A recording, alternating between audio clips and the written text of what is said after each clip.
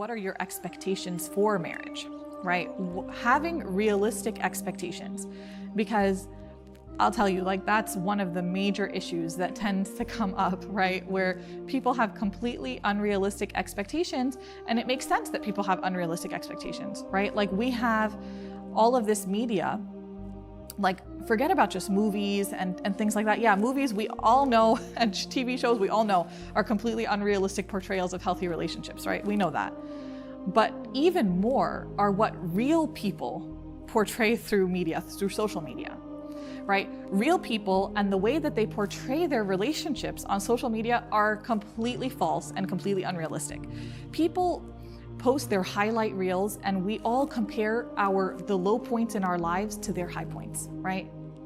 You know, like, there are so many people, like, I still remember somebody at some point posting on her, like, on one of her social media accounts, how, oh, you know, my husband just brought me breakfast in bed, you know, hashtag alhamdulillah, and all of these things, right? And so, you know, you look at that and you're thinking, like, all these other women look and they're like, my husband doesn't give me breakfast in bed, right? Like that, and then they become dissatisfied. And then later on, about a year later, the same person reaches out to me and tells me that she's actually struggling with domestic violence with her husband, right? So people portray what they choose to portray, and it is unrealistic. And it's really important for us to know that, so that we can maintain realistic expectations, which is very, very hard to do. And so if your spouse is not perfect for you, if your spouse doesn't obtain perfection, then the marriage is doomed, right?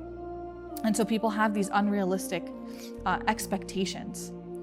And so it's called all or nothing thinking, black and white thinking, right? It's either I get everything or it's not worth it. And that's what shaitan really aims for us, right? So the next time that you notice that you're feeling overwhelmed, that you're feeling angry, stressed out, if you're down on yourself or on other people, then consider whether your standards are to blame, whether your standards are too high, right? And then go ahead and readdress those standards. Consider how you might change them. Consider whether they're realistic.